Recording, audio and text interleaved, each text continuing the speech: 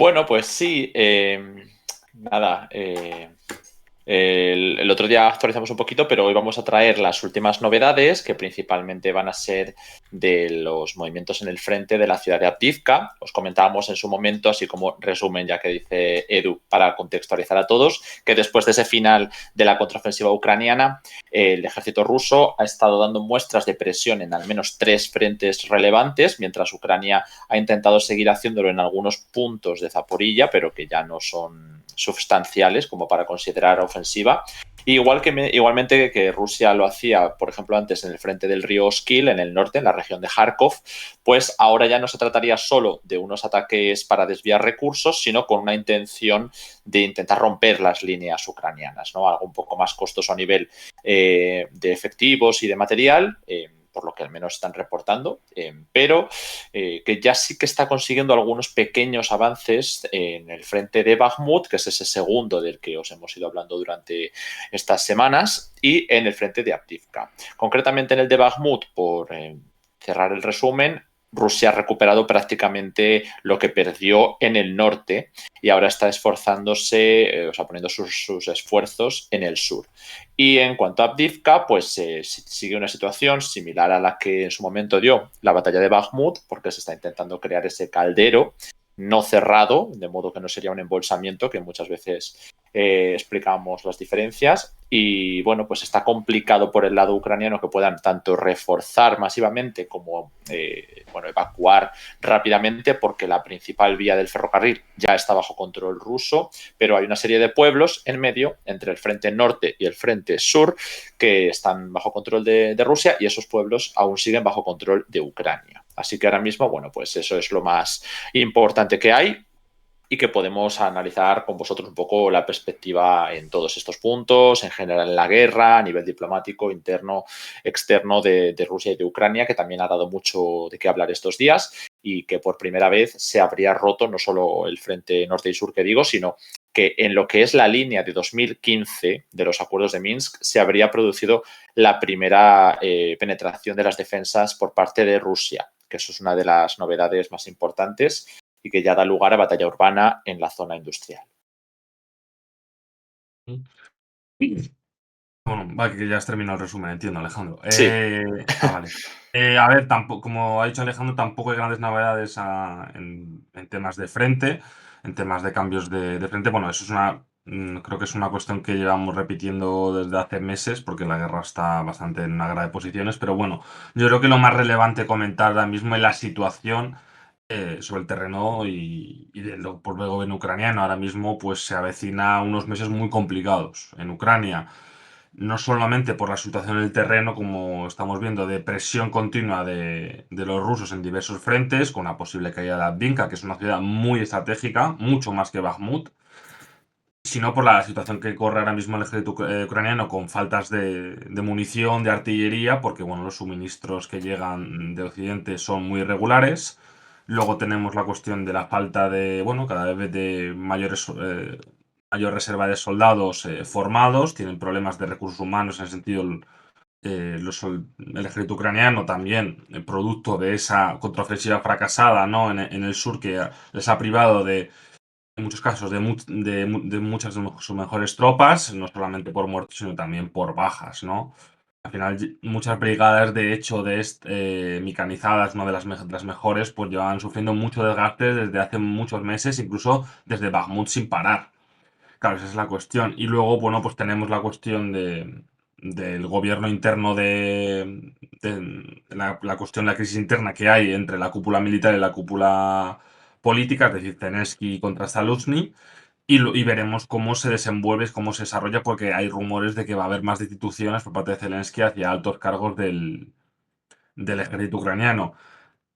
¿Qué más se puede decir? Pues bueno, que todo apunta a que, al igual que el año pasado, aunque no por estas fechas, sino más tarde, como evidentemente, Rusia va a llevar a cabo una nueva campaña de ataques aéreos, ya sean con drones o con misiles, contra, pues bueno, la infraestructura crítica de Ucrania. Y la cuestión, lo que están advirtiendo desde Kiev, es que esta campaña va a ser más dura que el año pasado, que estaban, digamos, más preparados o que, bueno, que ya, digamos, que entienden que la segunda vez que lo haga, pues va a haber más daños, que van a tener menos capacidad de resistencia, ya sea por cuestiones de sistemas antiaéreos y otros porque, bueno, porque los rusos han hecho acopio de misiles y de drones desde hace ya bastantes meses porque los ataques aéreos habían bajado, ¿no? Y nada, veremos qué ocurre. De hecho, creo que las nevadas están empezando ya a aparecer en Ucrania, lo cual creo que es más pronto que el año pasado. O sea que, bueno, pues se avecinan meses, como digo, bastante duros por la situación en el frente y sobre todo por esos suministros militares occidentales que ya no llegan con tanta profusión como antes y eso va a tener un impacto directo muy fuerte en el esfuerzo militar ucraniano. Y yo creo que eso es más o menos el resumen y análisis de Ucrania, ¿no? En estos momentos sí, aunque sí que es verdad que se puede profundizar en varios puntos. Sí, esto es lo más importante, tanto como decía antes, a nivel de frentes y a nivel interno de la guerra, como a nivel político, ¿no? La cuestión diplomática y la cuestión bueno, de las pugnas en distintos países. En general, veo que, bueno, pues en el chat habéis preguntado un poco por perspectivas de futuro y en general decíamos hoy pues podemos responder preguntas sobre el tema más que otros días, que a lo mejor había más actualizaciones que llevar a cabo. Lo primero voy a darle las gracias a Sergio951, que nos ha dejado 2 suscripciones de regalo, así que muchísimas gracias, que con eso vamos pudiendo hacer estos directos gracias al apoyo que nos dais. Pero la primera pregunta que hay por aquí, Pablo, es si creemos que la guerra terminaría en el año 2024. Esto pues da lugar a muchos debates y a muchas interpretaciones porque evidentemente no lo sabemos, pero bueno, pues podemos hacer perspectivas según el escenario, ¿no? A ver si es complicado. Bueno, si es que no somos futurólogos. Mm, Técnicamente, lo que todo el mundo espera, incluido nosotros, es que la guerra dure más allá de 2024, 2025, etcétera. Que pueda acabar antes, por supuesto, hay posibilidades. Lo que pasa es que la tendencia ahora mismo es otra. Es una guerra de desgaste y larga. Pero bueno, que puede acabar o porque uno de los bandos esté totalmente agotado, que haya una implosión en uno de los bandos, o que haya, pues bueno, un acuerdo, un cese el fuego, etcétera. Yo personalmente no soy de esa opinión, pero es una posibilidad, evidentemente. Que Ujú. filtramos nuestro artículo que hicimos sobre Ucrania, que lo voy a pasar por aquí, mientras si quieres tú vas comentando Sí, algo más. Habla explorábamos exactamente, sí, espera, lo los paso. 5 escenarios en los que contemplábamos distintas posibilidades, ¿no? Pues una posibilidad de que hubiera una victoria arrolladora de Ucrania o de Rusia o una victoria más pírrica de uno de los dos o que se estancara el frente en general. Y todo esto pues requiere de grandes recorridos, tanto un estancamiento como una victoria mayor o menor de cada uno de ellos requiere de unos plazos muy amplios viendo la velocidad a la que se mueven los frentes, ¿no? Sobre todo, pues que puedan ocurrir acontecimientos internos, porque incluso aunque hubiera una ruptura del frente o de defensas, eso requiere después de que se desarrollen otras ciudades, ¿no? Estamos viendo que las batallas urbanas son muy lentas, son muy costosas y que la cantidad de localidades en bueno, es que es el segundo país más grande de Europa, pues evidentemente van al ritmo que van. Y la batalla de Avdiivka puede ser importante, de hecho sería muy importante, probablemente más que Bakhmut. Ahí nadie está sacando esos artículos, ¿no? Desde si no se trata de una ciudad sin importancia estratégica, porque no solo se trataría de la destrucción que se le hace a las fuerzas armadas ucranianas a nivel de material y de moral, porque al final esa ciudad pues ya estaba en esta periferia de la ciudad de Donetsk, que no es que abra las puertas a Kramatorsk o a Sloviansk como hacía Bakhmut, pero su punto estratégico es que está justo localizada cerca de la capital, como digo, de Donetsk, y que se emplea como punta de lanza ucraniana para los ataques contra Donetsk. De modo que sí que se convierte al final en una batalla estratégica, pero incluso aunque se consiguiera tomar, eso no garantiza que en 2024 la guerra vaya a acabar. ¿Por qué iba a acabar? ¿No? Es decir, tanto en Ucrania como en Rusia se han mostrado negativas ante un alto el fuego y mucho menos ante un acuerdo de paz, pero aunque hubiera un estancamiento o un alto el fuego realmente,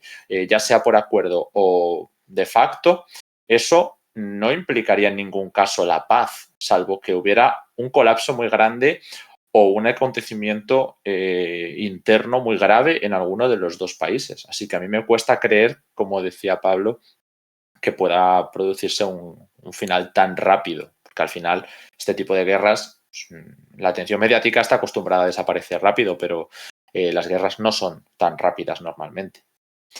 Hay de Ujú. todo. Y bueno, nos han preguntado también, por ejemplo, a quién puede favorecer el tema de que empiece a nevar tan pronto, ¿no? Que a nivel operativo, y también sobre cómo se encontraría el frente del río Dnieper. Ujú. Sobre lo primero, se suele considerar que Rusia es la que tiene bueno, pues, ese entrenamiento para los ataques ofensivos, especialmente en ese terreno helado, más que ahora mismo con el lodo, que es muy complicado avanzar, salvo por las carreteras, que son más violables por el tema de artillería y ataques aéreos en su caso, porque en este caso, bueno, pues estamos hablando de que si es la ofensiva rusa, pues lo que les interesa es poder atravesar los campos. Y por otro lado, lo del río Dnieper, el caso ha quedado un poco más estancado, salvo en algunas pequeñas islas de Jersón. Sabéis que la ciudad quedó en su mayoría, la zona occidental, controlada por Ucrania, pero hay unas pequeñas zonas del este en que pues todo el este está controlado por Rusia, y esas islas que quedan en medio del río pues están en disputa, pero Ucrania ha dado varios intentos de asaltarlas y algunos exitosos. Así que ahí es la máxima movilidad que se ha producido, no ha habido mucho más. Ujú. Y después nos preguntan también, Pablo, cómo está Ucrania a nivel de país, ¿no? A nivel económico, poblacional, industrial, si hay algún tipo de información más del funcionamiento del A país. ver, bueno, los propios ucranianos ya lo dicen ellos mismos, lo comenté, de hecho, creo que hace el mes pasado, una noticia de unas declaraciones del ministro de Finanzas ucraniano, que bueno, básicamente bueno, Ucrania vive gracias o se sostiene económicamente, financieramente, gracias a Occidente, a todo el dinero que llega a Occidente.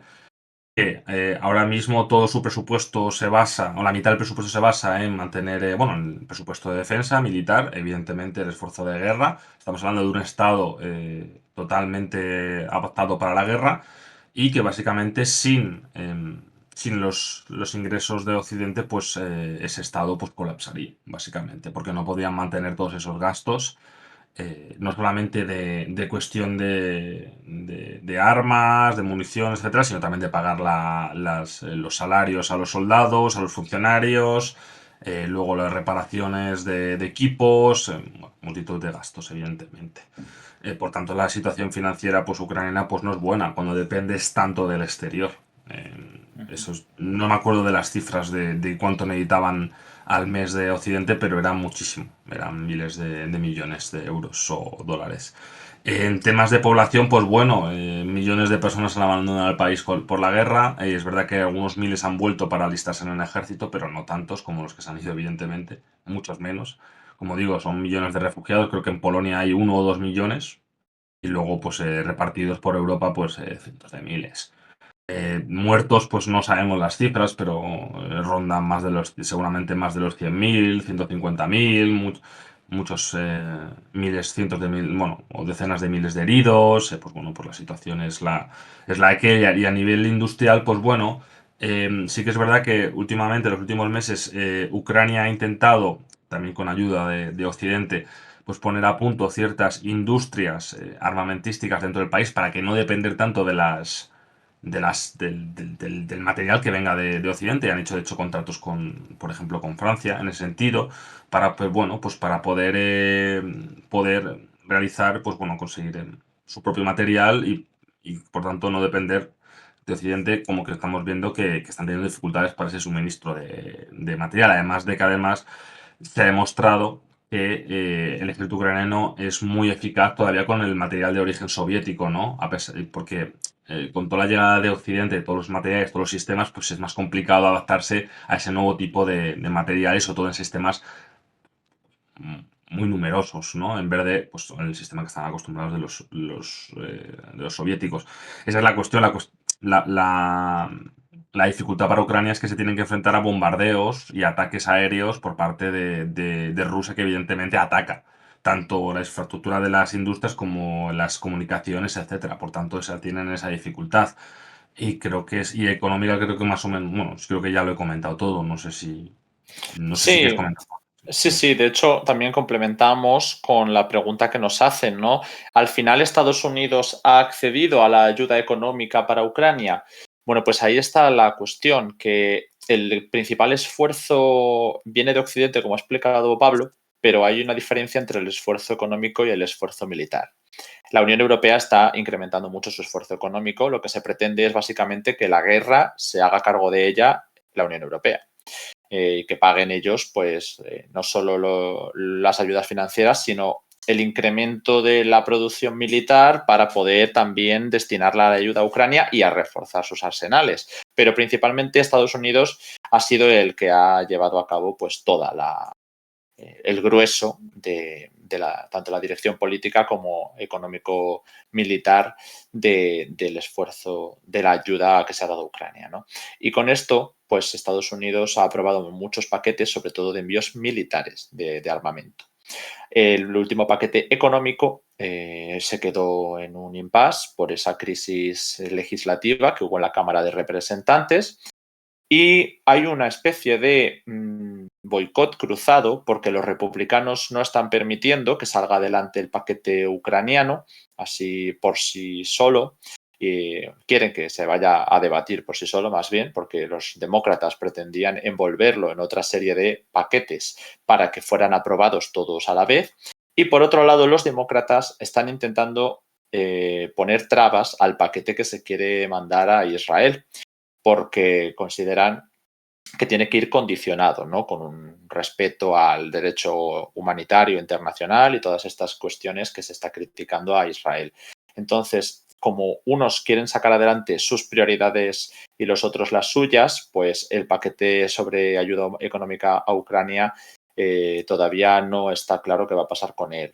Por lo menos se retrasa. No quiere decir que se vaya a cancelar, ni mucho menos. Al final también los republicanos y los demócratas tienen interés en que se saquen adelante sus respectivas propuestas y también en que tanto Ucrania como Israel reciban apoyo, pero bajo ciertas condiciones. Es verdad que algunos republicanos cada vez más y cada vez de los más son mediáticos por la campaña de primarias que se está llevando a cabo, son más proclives a no seguir dando estas ayudas, bueno, tan gigantes a Ucrania. Al principio se hablaba solo de condicionarlas, de que no sea un cheque en blanco.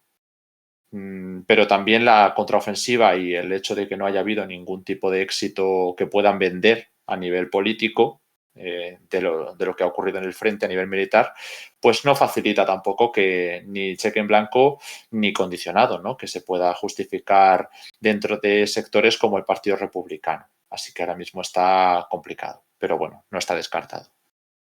Ujú. No sé si tenemos más preguntas por aquí. Sí, nos han preguntado que si es verdad que sigue, bueno, que claro, en la cuestión económica, pues bueno, ha habido una pregunta que se refería a la cuestión de que si sigue el bloqueo naval sobre Ucrania, o que si de verdad habían roto los ucranianos el bloqueo. Y bueno, yo le he contestado por el chat, pero evidentemente, pues bueno, se puede contestar pues hablando, que así algo más profundo. Pues bueno, sí que es verdad que Ucrania supuestamente había anunciado que había roto el bloqueo, pero no es verdad. Que Rusia sigue teniendo la supremacía naval, como es lógico. Sí que es verdad que Ucrania ha estado dañando a barcos de guerra rusos a través de operaciones y ataques, como por ejemplo con drones anfibios, pero eso no hace que hayan roto el bloqueo. Y además lo que ha hecho Rusia también es minar la zona para que ningún barco pueda salir de puertos ucranianos. Por tanto, de momento no es esa situación en la que están. Ujú.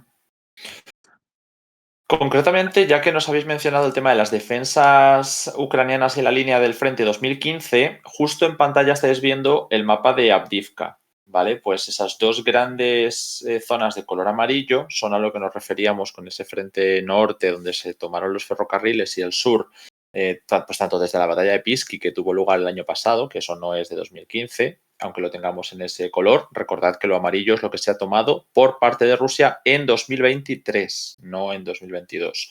Y lo que veis en esos pequeños trozos amarillos, eso sí, es la ruptura de frente de 2015 y que además están a punto de converger si se van confirmando esos reportes, que como digo todavía no lo están, de que la zona industrial de la periferia de Donetsk, cerca de Avdiivka, pues estaría cayendo, que eso es algo que, ya digo, tenemos que confirmar, porque hay reportes de batalla ya dentro de Avdiivka, aunque sea en esta zona periférica. Pero esas dos zonas, aunque sean pequeñas, son muy importantes, porque eso supone, como decimos, una ruptura del frente de 2015.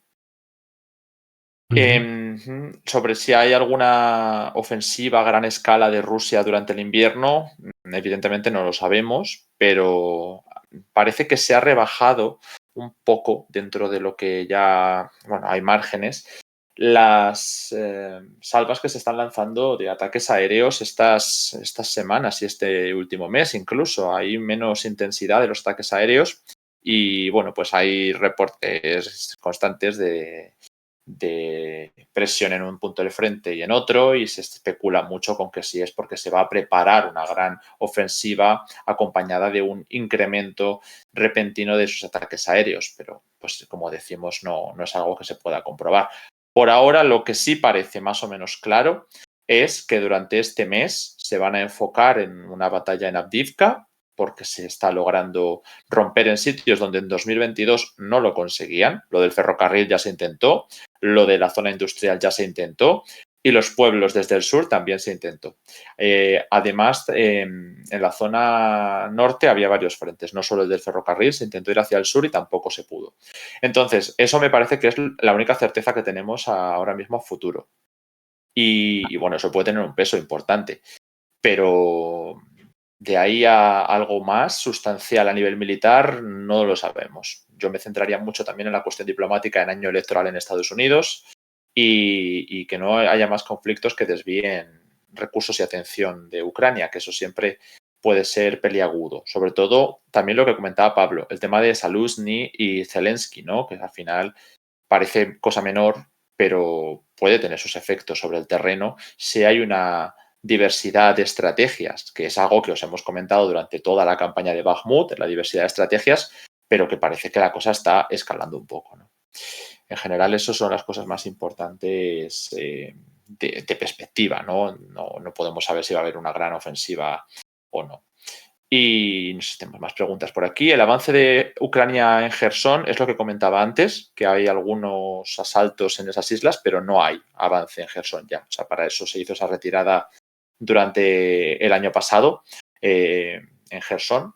La de Kharkov sí que vino acompañada por un poco de presión más fuerte, pero para evitar precisamente que haya un frente tan amplio se emplea el río Dnieper como barrera natural. Y por eso el río Oskil es uno de los frentes a los que hay que prestar atención, porque podría precisamente utilizar esa estrategia. A ver qué más tenemos por aquí. Bueno, no sé, no tenemos realmente certezas ahora mismo de cómo está yendo la cuestión de Avdiivka. O sea, es verdad que el año pasado sí que se dio un desempeño peor para Rusia, pero este año no está siendo así. Entonces, ahora mismo no sabemos cómo va a ir la campaña urbana, pero desde luego que se ha penetrado en 3 puntos que antes no se había conseguido. Eso es lo que os podemos decir, sí.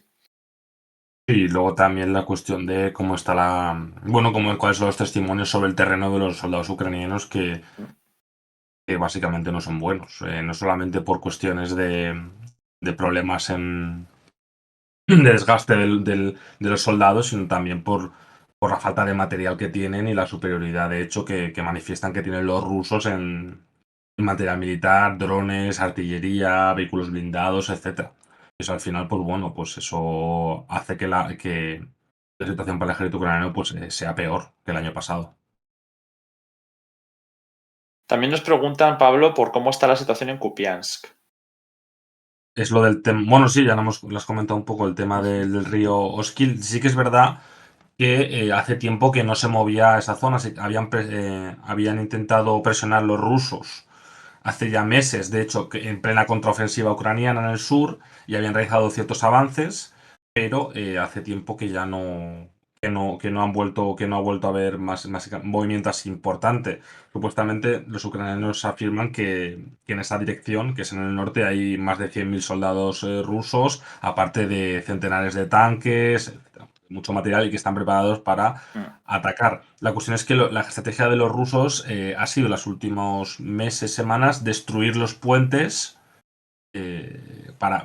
sobre los ríos para evitar, digamos, o para hacer que los ucranianos no tengan una escapatoria en el momento en el que ellos realicen su operación militar. Es básicamente lo que ha comentado antes Alejandro, la retirada de Gerson, es la misma estrategia que realizaron los ucranianos durante la ofensiva del año pasado, es destruir los puentes, intentar hacer que los rusos no tuvieran escapatoria en Gerson, porque como digo, está el Dnieper, pues los rusos en ese sentido pues se retiraron. Pues es la estrategia que están haciendo en el río Oskil, que bueno, que sería, la verdad, se vería una de las posibles zonas ante que podrían tener pues una ofensiva rusa, pero bueno, eso no, eso veremos cómo se desarrollan los Ujú. acontecimientos. Esa es la situación. De momento está un poco parado. No está Sí. digamos que el centro de la guerra ahora mismo es a Avdiivka.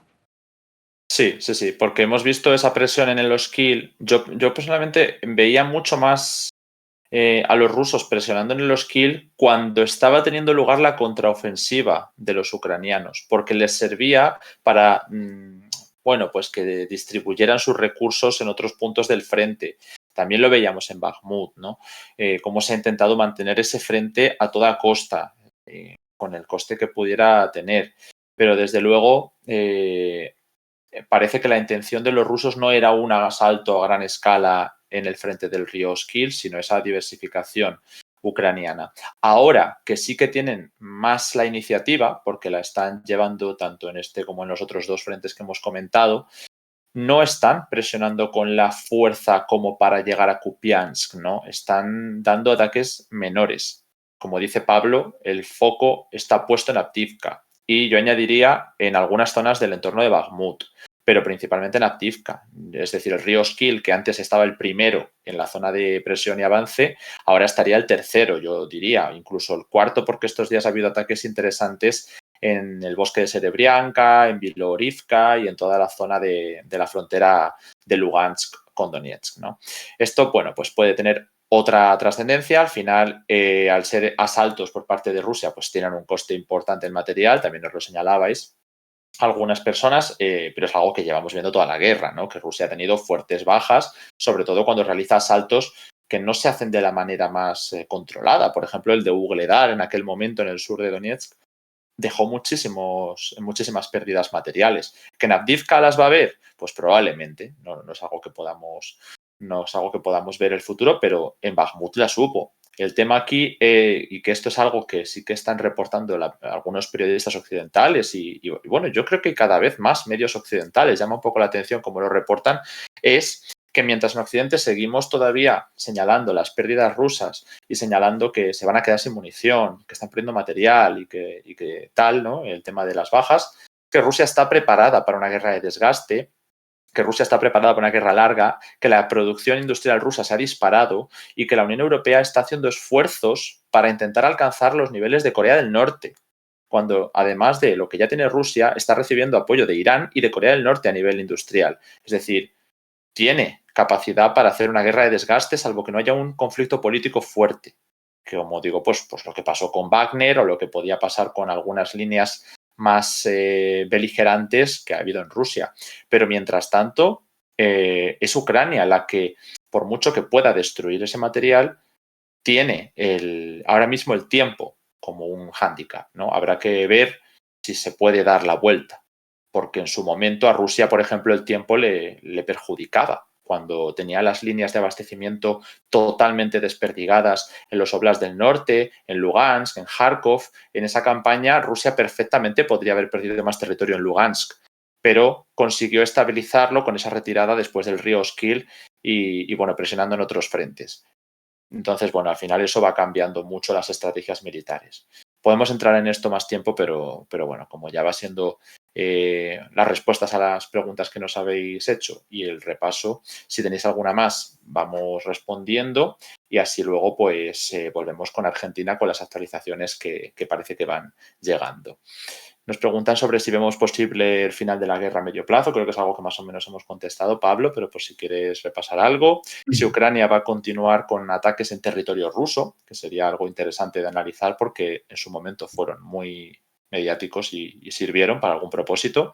¿Y qué más fortalezas le va a quedar a Ucrania en este frente actual, me imagino, después de Avdiivka? Yo no empezaría ya a pensar en el después porque Avdiivka todavía tiene que ocurrir mucho en Avdiivka, ¿no? Pero bueno, dentro de estas tres preguntas, pues puedes coger la que quieras, Pablo. Si va a acabar en medio plazo depende de lo que entendamos por medio plazo. Unos meses, un año. Yo personalmente pienso que no, que yo soy más de la opinión de que esto va para un par de años al menos, porque yo creo que es a lo que se han preparado los rusos. Quiero decir que los rusos no están preparados ahora mismo no se han preparado para, digamos que sea una guerra que dure un año. A partir de ahora, quiero decir, están en un periodo de economía de guerra, o prácticamente de economía de guerra. Han realizado una movilización de reservistas, incluso movilizaciones encubiertas de soldados. Y yo creo que ellos piensan que les beneficia una guerra de desgaste y larga, ¿no? Por lo que además estamos viendo de la cuestión de esa disrupción del apoyo a Ucrania y ese, digamos, ese cese de la cuestión mediática. Bueno, que ya Ucrania ya no se habla tanto como antes, ni mucho menos. En muchos casos ya ni se habla, porque, bueno, el foco ahora mismo está en Israel, Palestina, etcétera, ¿no? Por tanto, yo creo que no ese es el plan de los rusos y tampoco los ucranianos entiendo que vayan a querer, digamos, o pues, firmar un alto el fuego, etcétera, a no ser que se lo diga directamente Occidente. Más sobre la cuestión de Abdican, yo también estoy la opinión de Alejandro. Hay que tener en cuenta que además Donetsk todavía quedan muchísimos enclaves en manos de ucranianos que pueden hacer una defensa muy fuerte. Por tanto, es un escenario que ya veremos cómo ocurre. Y no sé cuál era la tercera pregunta, ya pues no me acuerdo, la verdad. O sea, me queda así un poco. No, lo de los ataques ucranianos a territorio ruso. Bueno, yo pienso que sí, que seguiremos viendo ataques ucranianos de territorio ruso. De hecho, han seguido. Lo que pasa es que no han tenido pues bueno, tanto eco mediático, por lo que he comentado antes, que ya de Ucrania pues no se habla tanto, pero sí entiendo que sí seguirán. El objetivo al final de esos ataques ucranianos eran los de desgastar la imagen de Rusia, no solamente a nivel internacional, sino también interna, ¿no? Eso es algo de hecho que se quejaba la línea dura de Moscú, ¿no? Hacia el Kremlin, decían que esto era una humillación para Rusia y que no se podía, digamos, mantener esos niveles de ataques. Pero bueno, entiendo que sí, con ataques de a lo mejor con drones, no sé si alguna incursión de algún grupo armado, de como lo que vimos que es de la Legión, los soldados rusos que luchan del lado ucraniano. Pero bueno, que más allá de un objetivo político, no tiene valor militar. Al menos no en el corto plazo, no sé si en el largo, en el sentido de que haya un ataque mucho más fuerte, etcétera, pero yo creo que Ucrania ahora mismo está pensando en defenderse y a lo mejor hacer alguna incursión, pero como digo, tiene un valor político, no militar.